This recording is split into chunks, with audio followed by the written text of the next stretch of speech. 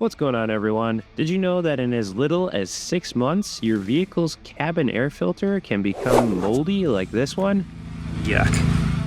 That's right, the air that passes through this filter hits you directly in the face after it comes through your vents. Well, it's a good thing that today I'm going to show you the step-by-step process of changing a cabin air filter on a Jeep Cherokee. You won't be needing any tools to do this. All that you will need is your replacement cabin air filter. Today I'll be using a Wix cabin air filter.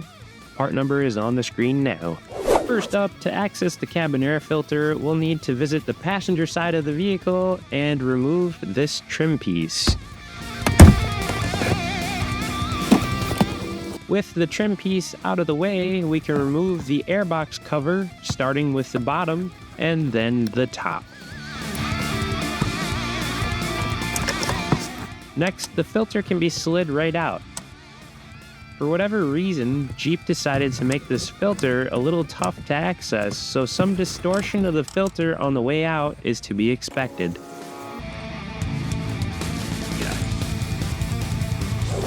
Here is a bonus step. I recommend vacuuming out the airbox to remove trapped dirt and spraying some Lysol disinfectant spray in the airbox. The disinfectant spray will help to remove any odors and prevent them in the future.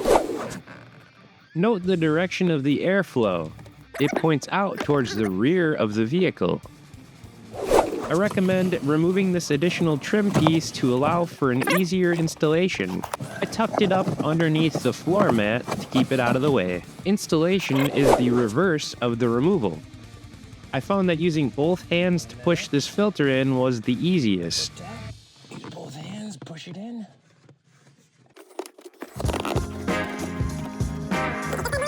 Now we can reinstall the airbox cover, making sure that the arrow for airflow is pointing towards the rear of the vehicle.